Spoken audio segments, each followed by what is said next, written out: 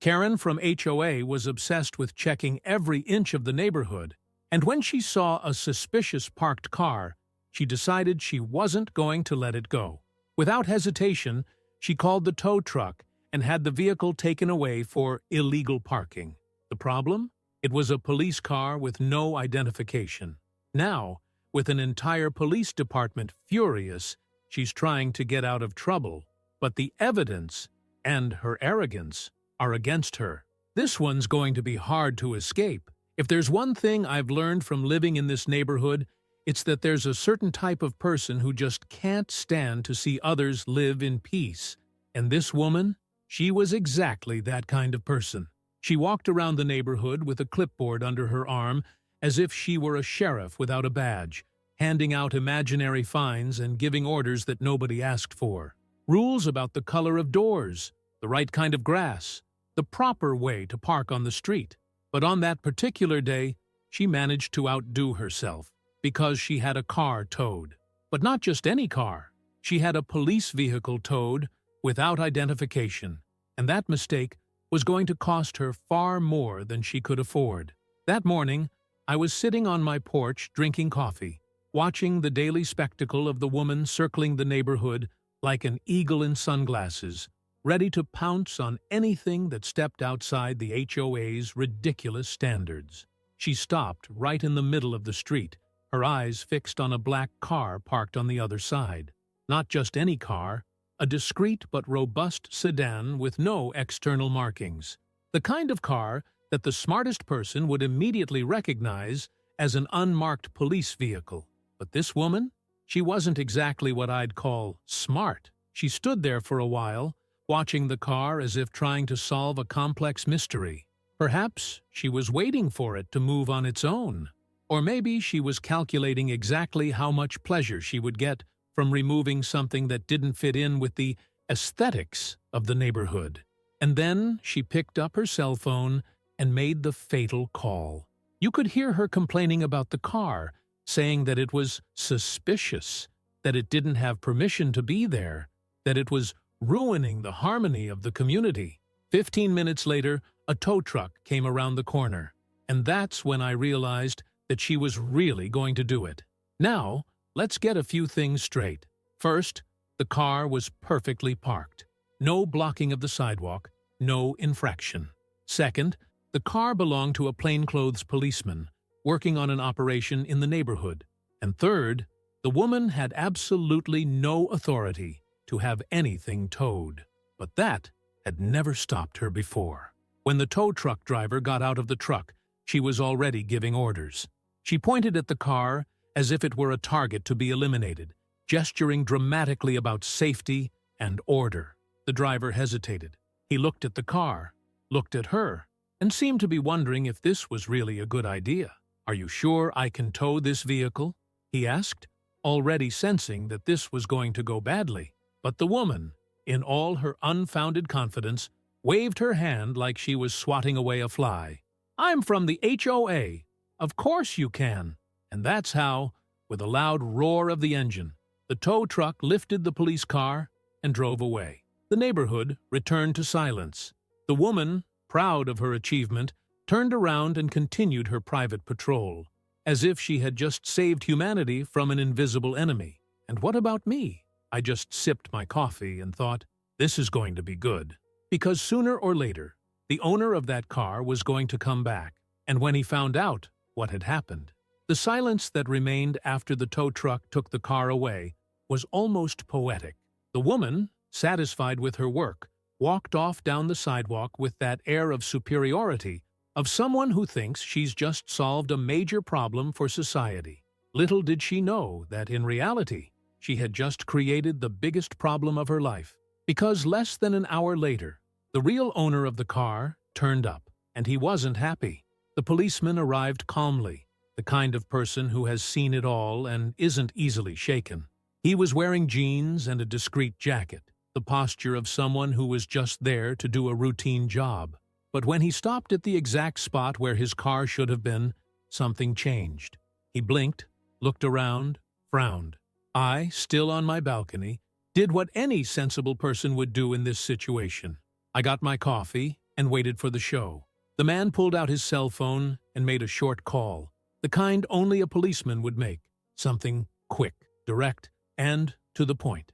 In less than 5 minutes, another police car pulled into the street. Now things were starting to look good.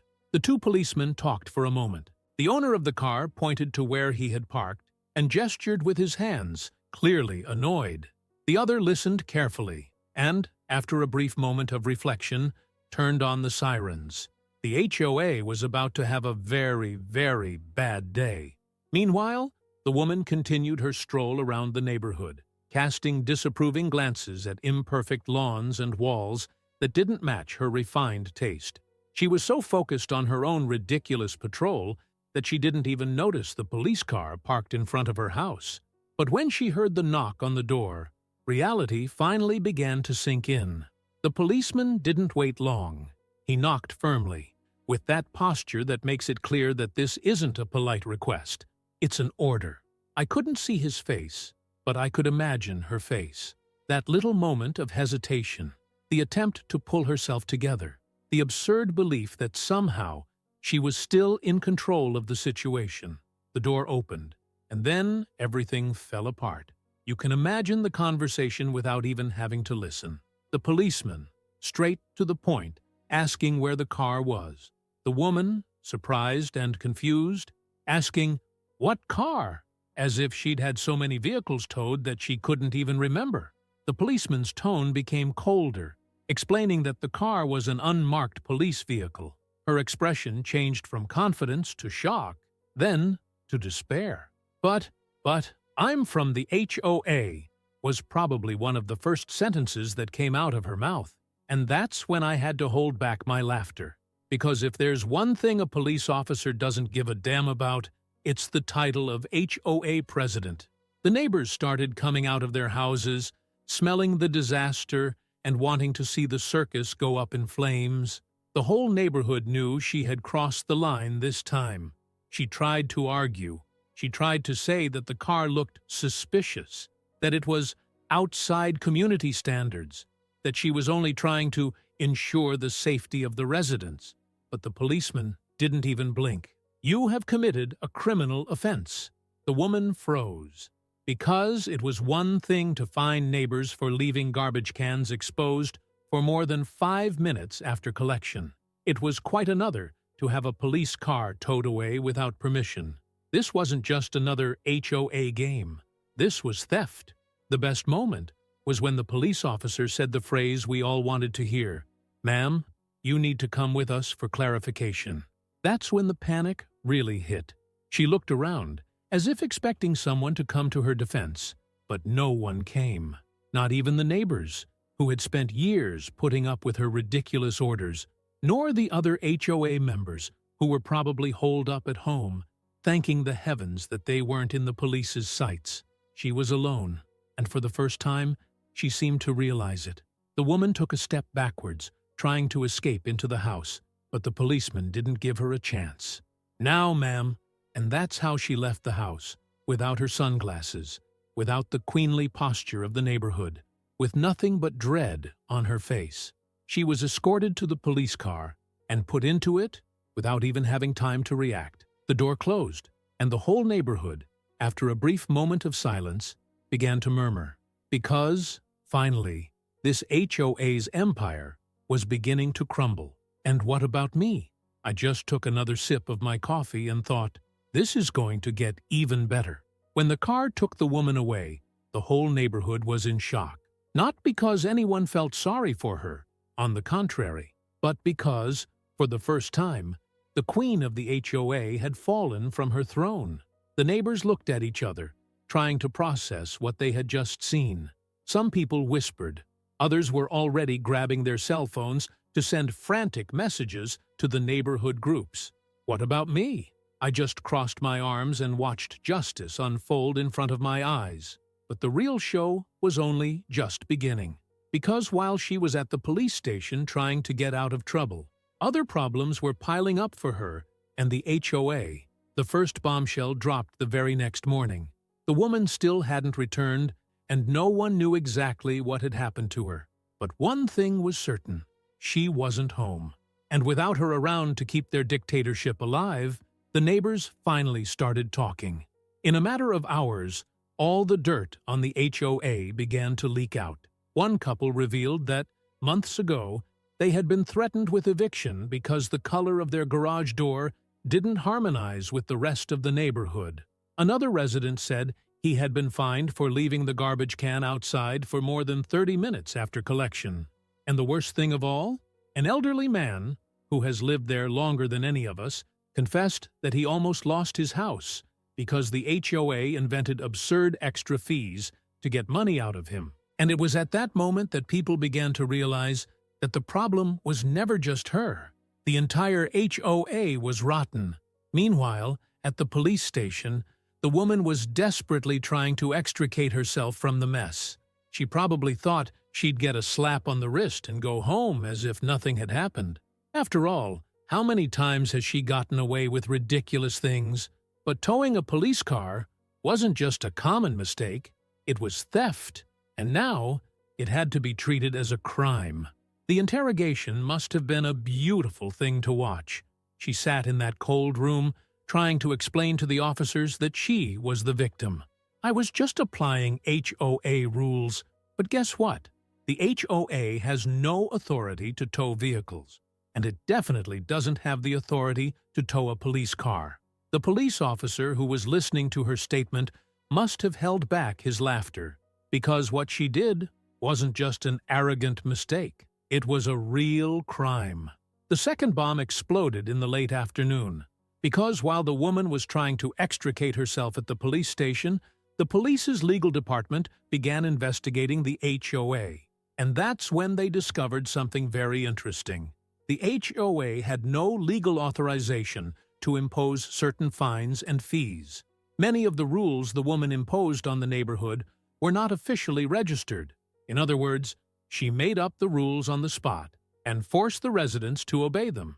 This amounted to extortion. Best of all, the HOA's bank records began to be analyzed. And when they saw the transactions, well, let's just say that the woman didn't just use the money for community improvements. When the news began to spread, the neighbors were furious, and with anger came revolt. The HOA began to disintegrate from within. Some board members, realizing that the ship was sinking, resigned immediately. They knew that if they stayed, they would sink with it. Residents began organizing to bring down the HOA for good. And in the midst of all this chaos, a rumor started going around the neighborhood. The woman wasn't coming back anytime soon. They say that at the end of the day, the judge denied her release. The reason? Well, it seems that when the police dug deeper, they found other financial crimes committed by her. The woman who loved giving ridiculous fines to her neighbors, who lived dictating rules as if she were a queen, was now sitting in a cell, waiting to find out her fate.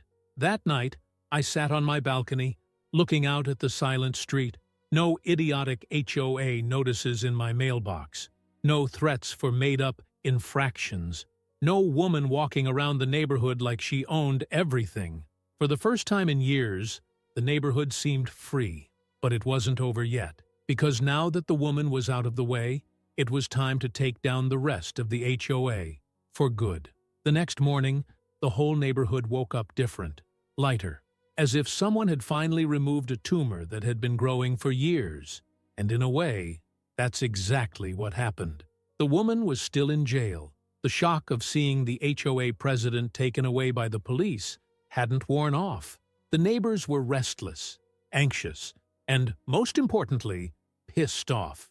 Because now that she was out of the picture, everyone realized the extent of the damage she had left behind. But here was the interesting part. Without her in charge, the HOA was left without leadership. And without leadership, it began to crumble. The neighbors began to organize. Meetings sprang up out of nowhere, this time without the woman trying to push her absurd rules down everyone's throats. For the first time, people had a voice, and the first thing everyone agreed on? The HOA had to go. The problem was that these associations don't just disappear overnight. There was bureaucracy involved, documents, legal processes. But fortunately, I already had a plan to speed up the demise. Because while the police were investigating the woman, the neighborhood lawyers were investigating the HOA, and they found some very interesting things.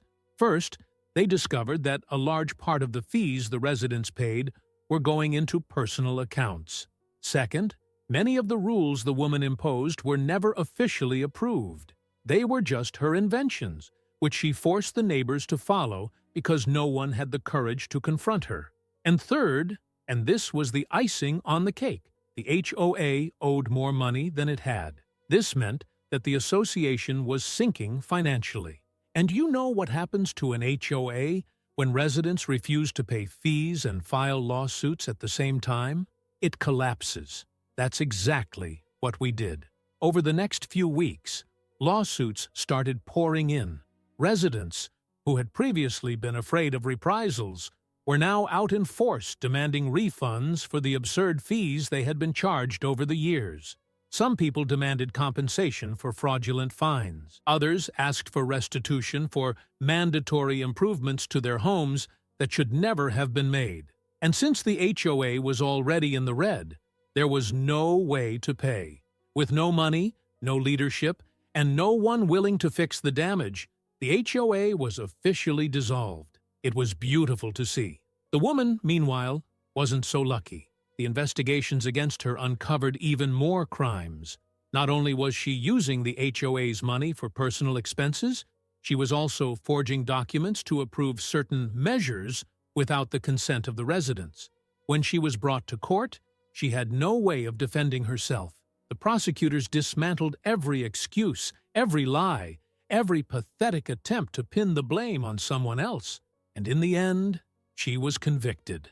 Not only did she lose any chance of returning to the neighborhood, she lost everything she had. And the irony? Her house, the one she used so much as a symbol of her authority, was sold to pay for part of the damage caused. The new owners? A young couple who, as soon as they moved in, threw a big welcoming party for all the neighbors. Something that would never have been allowed when the HOA existed. The neighborhood changed completely after that. The silly rules disappeared. Neighbors started talking to each other more. The streets became quieter. Without fear of ridiculous fines, people started to really live. And what about me? Well, I did exactly what any intelligent person would do after seeing the total destruction of the HOA. I sat on my balcony, had a cup of coffee, and watched the end of this woman's empire with a smile on my face. Because at the end of the day, she tried to put herself above the law, and the law came after her, exactly as it should be. Don't forget to leave a like and subscribe to the channel.